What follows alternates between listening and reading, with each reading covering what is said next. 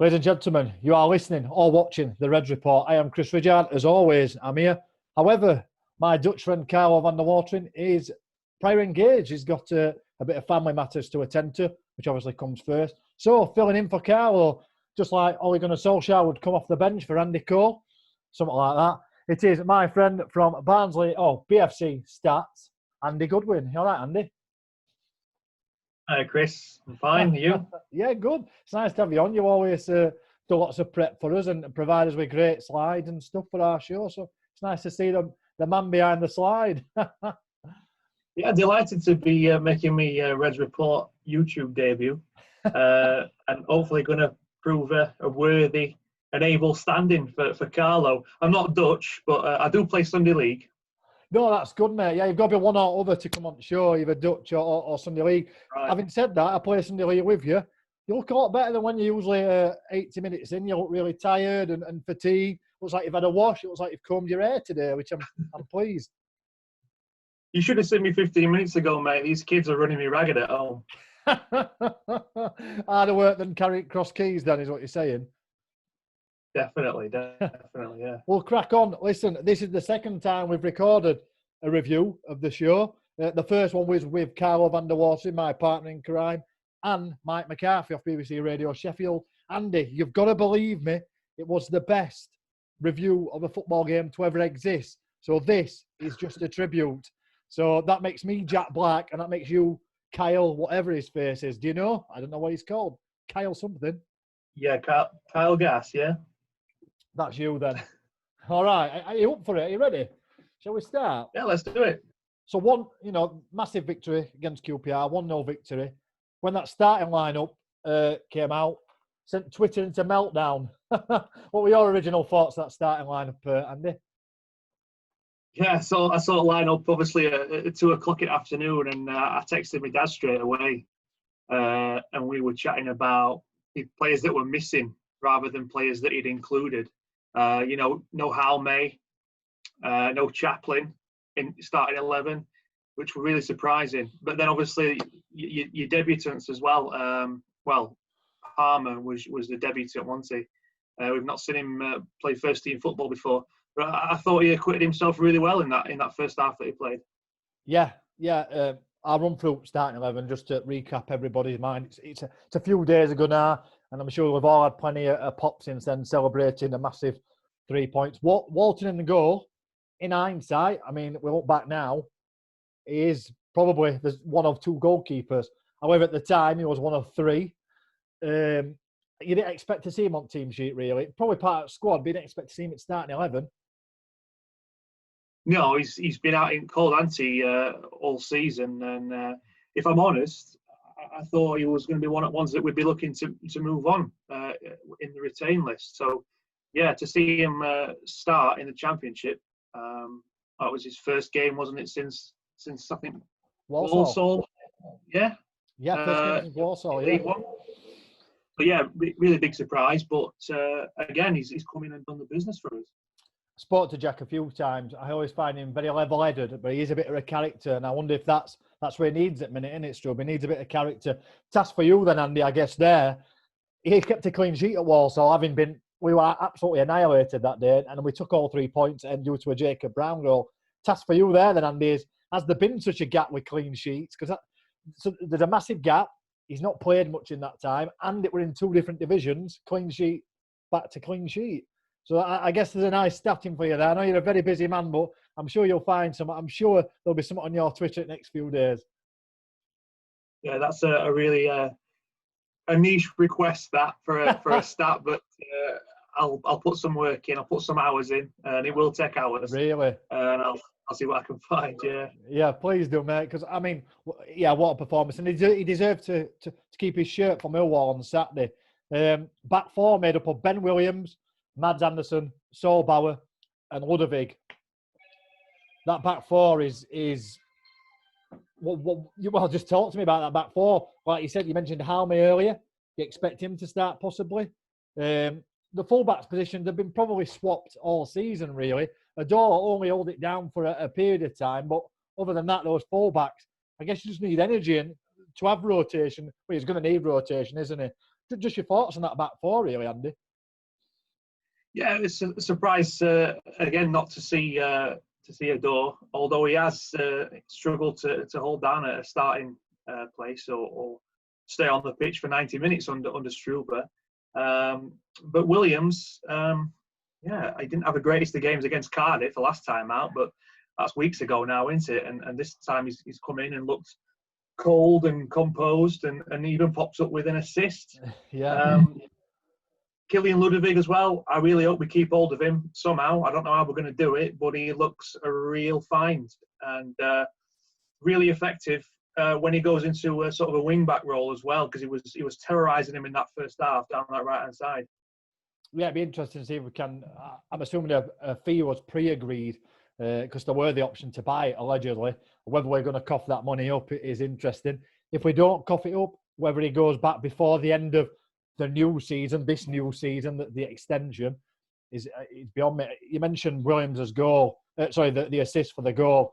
Wonderful vision. I don't know if he's played it into Corley Woodrow, and he's obviously Corley's awareness is unbelievable for him to step over and Simawes through. Well taken by Simawes. Yeah, I'd love to know whether Williams meant it to go through to Simawes or whether it was just sort of the unbelievable quick thinking of Corley Woodrow that left it for him to go through.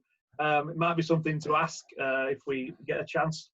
Corley Woodrow's just awareness is unbelievable. He obviously playing that new position again. He played just behind the strikers, bit of a wanderer, staying in between the lines of midfield and defence, just trying to cause issues. He certainly did that. Obviously didn't really get on the score sheet.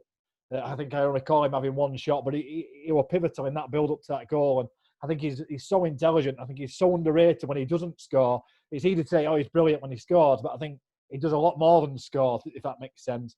Just talking about the middle of that part then, Ritzmaier played on the left. What did you pull from Ritzmaier and Ben Williams on that left-hand side? Because it almost felt at times Ritzmaier wasn't a midfielder. I don't know if you got that feeling. Yeah, I noticed in the second half more than any other time that he was doing a lot more defending than attacking. And I thought, to be honest with you, I thought he looked a bit tired. And I thought he was one of the candidates to get brought off. But he finished the game. But it's interesting, like you say, I think they probably put him into sort of a wing-back role rather than an out-and-out midfielder with Ludwig on the other side doing the same thing. Yeah, Mike McCarthy was the one that mentioned that. Obviously, he went to the game, and it's all right, me and you watch it on iFollow. You get a much better view when you're there. Mike McCarthy will kind of lean towards the way of Barnsley went to three centre-backs at times, with Ben Williams pulling in and Ritzmaier playing left wing-back. So it's interesting. Very surprised he didn't go off. He did look tired, but I guess it's because he's left-footed. I guess it keeps that balance and a bit of brain on field, a bit more experience. I guess we've been dying for experience. We'll move on to that. We'll talk about experience. I know you put a slide out recently about Sobal. We'll come back to that. Also making that midfield up then that we're talking about. Alex Mowatt probably played deep. Probably not his most commanding game in a Barnsley shirt. But again, he probably did the nitty-gritty that needed to be done. Held us all together a little bit. And then obviously moving on to Palmer that you've mentioned. What a debut. He looked so athletic. And he went ball back for the goal as well. Really high up the pitch. You impressed by him, Andy? I was, yeah. To use the words that I used about Ben Williams, he looked cold and composed, which is what you want from a central midfielder when he's on the ball, and his tenacity to win it back as well. He showed it a few times, not least the time that he won it back when we eventually scored from it. Yeah, I watched the club's interview with Palmer, and he was saying he didn't feel he had a good game when he was on the ball, but he felt like he had a much better game off the ball, which is interesting. And he talked about tactics and role. So maybe his role were to do, as you've just said, win that ball high up the pitch, or at least cause problems. So it's hard for the opponents to get out of their own half, which I think he did that numerous times. I think he probably tired toward 50 minutes, which is why he got taken off. But I'm glad I weren't doing that role, because I think I would have been tired after 5 minutes. You know, it's some role to fulfil, isn't it, Andy? That hard work. Yeah. I mean, you wouldn't know looking at him that it was his debut, would you? He just slotted into that midfield like he'd been playing there all season. Of course. And then obviously making up the line at Woodrow, just behind Simawes and Brown. But them three seem to interchange quite a lot. I know we hit Brown quite a lot in the air when we did play it in the air, which I wouldn't say he's as often as other Championship teams, but when we did play it in the air, we did aim for Brown. Oh, he's our most natural jumper. He's got a great leap on him, so that made sense. And then similarly, as we come back to him again, how cool was he for that finish? Absolute brilliant finish early on as well. So not everybody's quite got their head in the game, but he took it so well. Clever. Yeah, I managed to watch it back because I missed it the first time around. I know everybody was having login issues, and in typical Barnsley style, we go and win at QPR for the first time in 70 years when nobody's allowed in. Another goal. Everyone's watching online and they miss it. Exactly, yeah. But I managed to watch it, and he takes a great first touch, take it in his stride, and you think, oh, has he left it a little bit too late? But he finds that finish right at the last second. And yeah, brilliant. Well done. We'll come back to Solbauer now. We mentioned the back four, and he partnered Anderson. Obviously, Halme absent. Solbauer didn't just. I don't think he just commanded defence himself. I mean, he made some key interceptions, some big tackles at valuable times at the game. But you just feel that back four is just a little bit steadier with him. And I tell you what, Mads Anderson looked like a centre half. Yeah, 100% better with Solbauer in. If you want to talk about his stats, I've put that slide out this afternoon, and it's visible to everyone there the difference that he's made. Yeah, I was having a look at it myself. Something's doubled. I've seen one of the particular stats you pulled out has doubled. I think is it clean sheets or something like that, percentage wise. Yeah, have a look at that. That's on your Twitter, isn't it? I did have it on the previous. Yeah. I did have it on the previous preview we did, because obviously that was miles better than this one. But obviously I ain't got it for this one. But yeah, have a look at that stat. I think it's a good one. His importance is very clear to see. I think you know I love numbers, Andy. You can't argue with numbers. No. I mean, I can read it out. I've got it here for you. So we're looking at the 29 games that we played before Solbauer came in the Championship. We've got 3 clean sheets. That's just 10% clean sheets. But then obviously his 9 games that he's played now in the Championship, we've collected 4 clean sheets. So 44% are clean sheets. And then the goals conceded per game is what's halved. I think that's what you were referring to. Yes. 1.86 goals we were shipping every game before he came in. And that's dropped since he came into 0.89. So it's more than halves with him in the team. Yeah, so we're just conceding just under 2 goals a game before him. And now we're conceding just under 1 per game. Is that right? Yeah, that's absolutely right. And you could sort of make an excuse and say, well, that we're comparing the entire season under Stendhal. If you wanted to narrow it down then and say, well, let's compare it to Struber's games, but without Solbauer, even Struber's management or as head coach, without Solbauer, 13 games, we were still averaging 1.6 goals conceded. So he really has made a difference. Yeah, unbelievable. And he was interviewed by the Supporters Trust this week, which is obviously fans want to go back and watch that. I'm sure it's very interesting. Atmosphere, Andy. What a weird atmosphere. Mike McCarthy talked about it. In a way, he said that. Well, we talked to Tung before, didn't we, for the preview? And he was saying it'd be easier to communicate. You could argue that came across because the younger players they seem to manage the game better. Maybe that worked in our favour. Would you argue that also worked in our favour the way that Barnsley have played from the back? Some of our fans may or may not like how we play, and possibly may put pressure on the players to do something that they've not been trained to do, i.e., kick the ball upfield rather than try and build from the back. Has it helped us in numerous ways not having those fans? Well, it's early days yet, but watching the Solbauer interview with Supporters Trust last night, it is something that he mentioned, and he said that some players might benefit from that lack of pressure from the stands. Although it was interesting to note that QPR were pumping in crowd noise directly into the stadium as well, which he also mentioned that and said that it was a little bit noticeable at times. Although he concentrated on the game, he said that he noticed it a few times because it was so far behind play. Yeah, I've noticed. I've seen it on QPR Twitter. They had an iPad, just like one that I own or yourself, and they literally had sliders, and they could slide the volume up and down. So when Barnsley got the ball, they could make it boo. And obviously, when they went off at half time, they were booing. Just weird, a bit surreal, a bit strange. Mike McCarthy was saying that he had a speaker right next to him. So in a way, it helped his commentary because there were a bit of an atmosphere. So it helped him in one sense, but equally, I think he ended up with being deaf in one ear in another sense. So strange times, Andy, strange times. Yeah, it's going to be interesting to see what happens on Saturday against Millwall, whether we sort of employ the same sort of thing. Because I don't think the players need it, to be honest with you.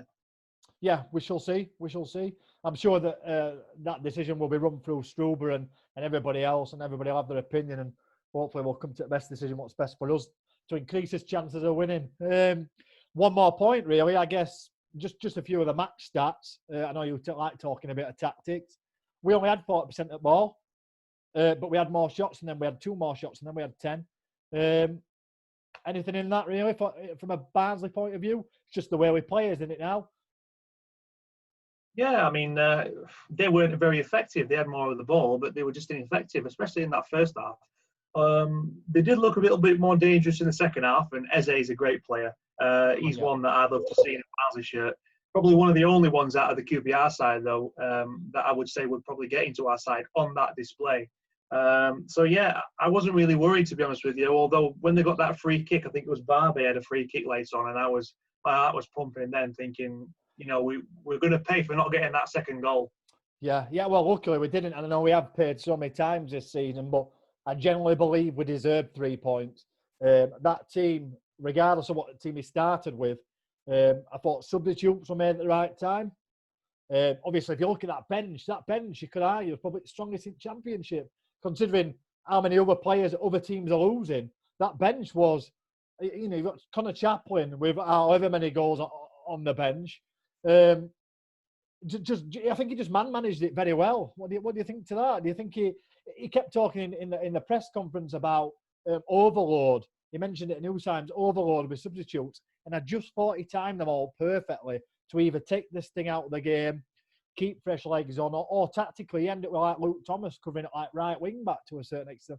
I don't know what's your thoughts on that, Andy, with substitutes and how we managed the squad. No, they were really effective, and the fact that we've got 5 available to us gives us that opportunity, if we are in the lead, as you say, to slow the game down if we need to.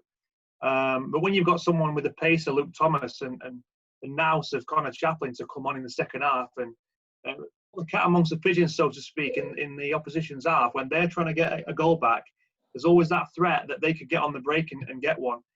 As it happened, Connor Chaplin didn't really see much of the ball, but he came in with an absolutely brutal killer tackle. Yeah, brilliant, Andy, because you're going to lead me on to my next bit there. Fouls, and usually fouls, you think, fouls in statistics, what does that actually mean? 11 fouls conceded by QPR. Barnsley almost doubled that, 18 fouls. Are we seeing a different Barnsley? Are we seeing a mature Barnsley that can manage a game, keep a lead in a game, and make it almost impossible, well, make it certainly harder for the opponent to get back into that game? There were a lot of tactical fouls, I thought, at times. We probably wouldn't have done that early on in the season. I don't know what your thought is on that. Yeah, perhaps not. We could go back and have a look, I suppose. But when you've got a slender lead, you're going to commit more of those tactical fouls, just like substitutions, really, to try and slow the opposition down and break up play. But it's early days yet. I mean, you never know what's going to happen on Saturday. We could all be sitting here looking at 3 points dropped and say, why didn't they commit that foul? So yeah, good point, Andy. I ain't got anything else here. We've pretty much covered everything. We've condensed it down. There's going to be a preview show coming on next week. Well, not next week, end of this week. We've also got a player coming on for that. We're going to Fan Zone. We'll plug yourself on Twitter. What is your atty on Twitter, Andy? I think it's called an at. Something like that. It's BFC Stats, yeah. BFC Stats. Thank you for providing us with them, and we really appreciate them. We know they're accurate. We know that they're better than Wikipedia, which is why we use you. Yeah, thanks for coming on, buddy. We appreciate it. Thank you for watching, everybody. Please subscribe to us. Please have a look at all his videos with recent players and old players. And what do you like his shows, Andy? At the minute, I think it's good. It's good quality, isn't it? It's not bad. We're trying his best. I really enjoy him, mate. It's making lockdown pass a lot quicker. Yes, which we're coming out of, fingers crossed, very soon, and it's going to be a good summer. please come back on, Andy. I will see you at training for our football Sunday League team on tomorrow. I'll see you tomorrow. I'll see you there. All right. See you later, Andy. Ta-ra, mate. Bye. Thanks for joining us. Bye-bye.